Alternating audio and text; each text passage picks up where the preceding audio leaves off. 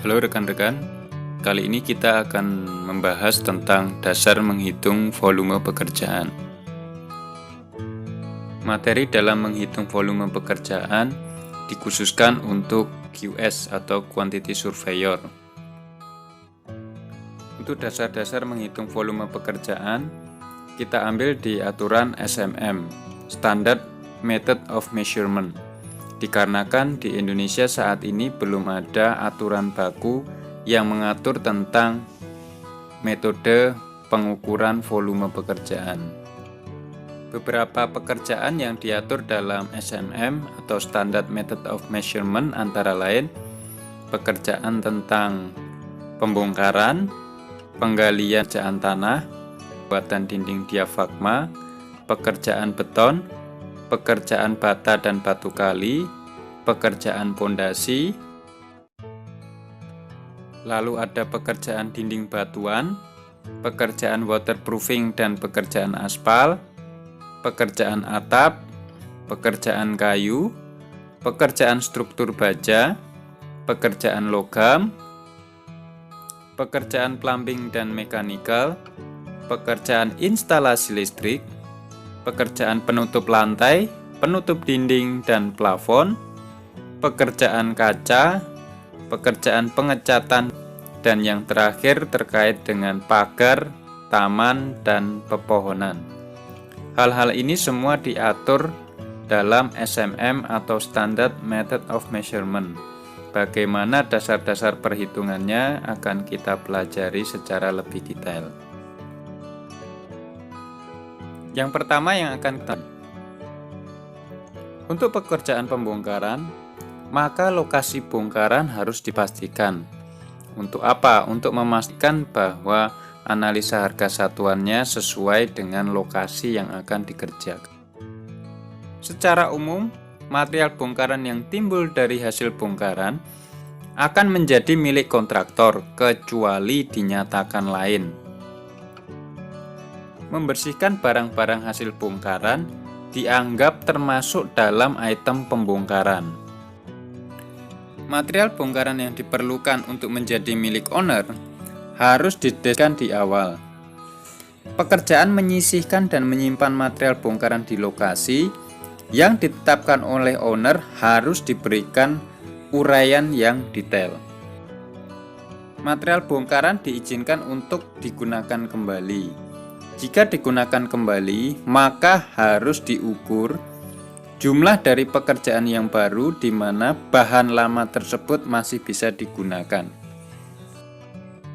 Batasan-batasan yang diberikan oleh owner terkait dengan pembuangan material bongkaran harus diuraikan, termasuk dengan di mana lokasinya dan metode atau armada untuk membuang material tersebut.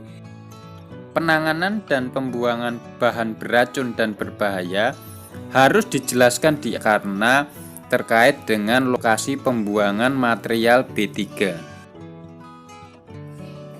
Pembongkaran struktur yang sifatnya sebagian harus diinformasikan terkait dengan dimensi dan ukuran yang jelas dan detail. Pembongkaran struktur yang sifatnya sebagian harus tergambar dan terinformasi gambar terkait dengan dimensi yang diinginkan pemberi kerja. Bongkaran pintu, jendela, perlengkapan sanitasi, dan lemari yang harus dilepas harus diberikan keterangan ukuran. Pekerjaan pembongkaran yang membutuhkan atap penangkal, barikade sementara untuk perlindungan, maka harus dimasukkan dalam deskripsi dan dimasukkan dalam item bongkaran, karena perlindungan dan barikade ini adalah metode sebagai akibat dari pembongkaran. Shoring, scaffolding, dan peralatan-peralatan pendukung selama pembongkaran harus sudah diakomodasi dalam item pekerjaan pembongkaran. Jadi, penerima kerja harus melihat kondisi dan metode yang paling cocok untuk digunakan. Nilai kontraknya harus sudah mengakomodasi peralatan-peralatan tersebut. Dalam melakukan estimasi biaya, maka peralatan pendukung seperti shoring dan scaffolding harus sudah memperhitungkan biaya install, maintenance, termasuk dengan uninstallnya. Selanjutnya tentang pekerjaan ekskavasi dan earthwork. Untuk pekerjaan ekskavasi dan earthwork, maka pemberi kerja harus mampu memberikan deskripsi tanah yang akan dilakukan. Beberapa informasi yang harus diberikan oleh pemberi kerja antara lain terkait dengan data posisi muka air tanah, kemudian informasi tentang lubang bor atau titik-titik sondir atau penelitian tanah yang pernah dilakukan. Jika data tentang posisi air tanah dan data tanah tidak dilampirkan, maka uraian tentang tanah dan strata yang akan diasumsikan harus disepakati sebelum pekerjaan dimulai atau sebelum kontrak dimulai. Untuk pekerjaan persiapan ekskavasi, maka beberapa hal yang harus diperhatikan antara lain, yang pertama cutting soil. Pekerjaan cutting soil atau pembersihan akar tanaman termasuk pembuangannya harus diberikan keterangan dalam meter yang menyatakan ketinggian tanah yang akan di-cut. Jadi terkait dengan ketebalan tanah yang akan di-cut. Untuk pembersihan tanaman atau semak, maka sudah harus termasuk dalam pekerjaan pembuangan diberikan dengan satuan meter persegi. Untuk penebangan pohon dan termasuk membersihkan akar harus termasuk dalam item pembuangan. Harus dihitung dan diklasifikasikan dalam tingkat ketebalan seperti 30 cm diukur pada ketinggian 1 meter di atas tanah. Jika ada pekerjaan penimbunan kembali sebagai akibat dari pembersihan akar yang besar dari sebuah pohon, maka harus dideskripsikan di awal. Pembersihan rumput harus diberikan dalam satuan meter persegi. Untuk pekerjaan cutting topsoil, maka dinyatakan dalam meter persegi dan kedalaman atau ketebalan cut topsoilnya harus sudah dijelaskan di awal. Untuk lokasi pembuangan juga harus dijelaskan secara detail di mana posisi pembuangan termasuk dengan rute jalur yang akan digunakan. Selanjutnya untuk pekerjaan galian atau excavation. Pekerjaan galian dinyatakan dalam volume meter kubik. Volume pekerjaan penggalian dan pembuangan harus dalam wujud curah. Tidak diizinkan volume ekstra terkait dengan volume tambahan atau kontingensi untuk mengakomodasi volume ekstra. Sebagai contoh, ruang tambahan untuk backcasting ketika pekerjaan beton pondasi, maka penggalian di luar volume tergambar tidak boleh diakomodasi dalam volume ekstra. Data terkait dengan ground level dan request level harus ditetapkan di awal. Data topografi disarankan untuk dilengkapi dalam kontrak. Terkait kedalaman dapat dinyatakan dengan dimensi kedalaman yang harus disertakan pada gambar.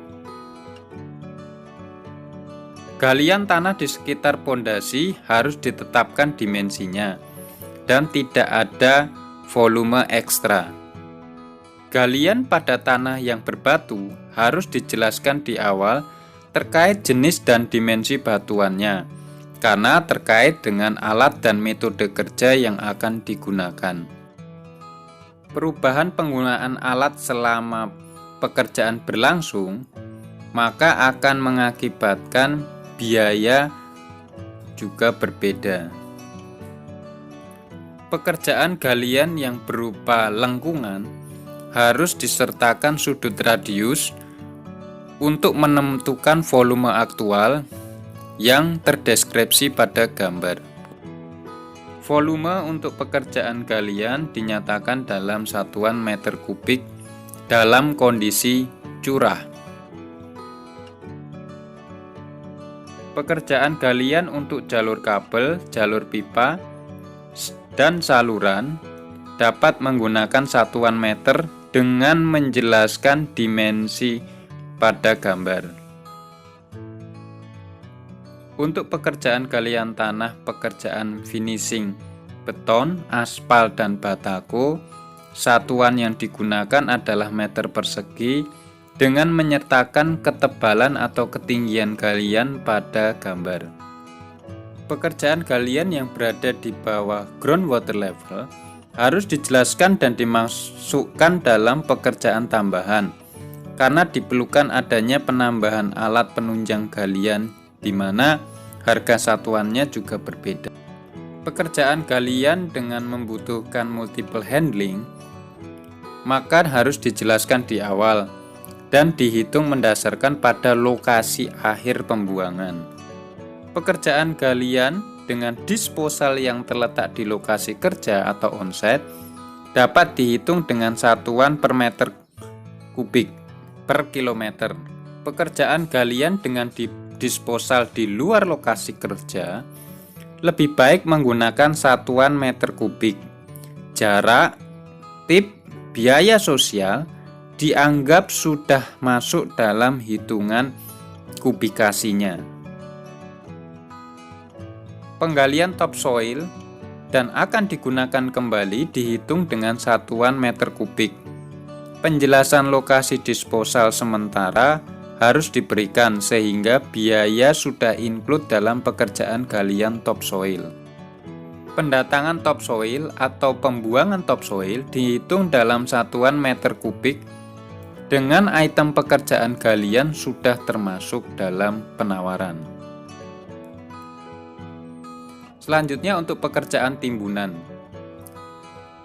Harus dijelaskan beberapa hal berikut secara detail terkait lokasi material timbunan, rute transportasi, dan material timbunan ready for use, selected, atau treated.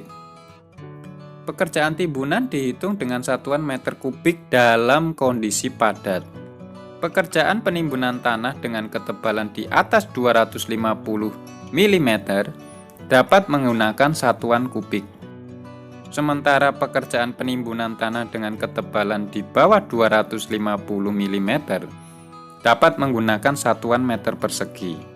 Pekerjaan timbunan tanah rata atau di lereng dihitung dengan kondisi yang sama.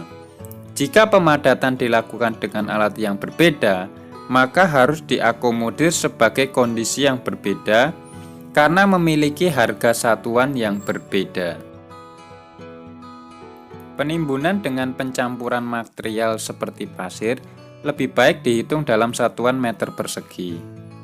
Penghamparan material untuk jalur pipa, pon, dan lain-lain, seperti contoh material pasir, dengan ketebalan di atas 300 mm, lebih baik menggunakan satuan meter kubik. Penghamparan material pasir di bawah ketebalan 300 mm bisa menggunakan satuan meter persegi. Penggunaan geotekstil dapat menggunakan satuan meter persegi. Cukup sekian pelatihan kali ini. Silakan rekan-rekan ikuti pelatihan QS bagian kedua. Bagi rekan-rekan yang ingin ikut pelatihan kami, jangan lupa hubungi atau call center kami.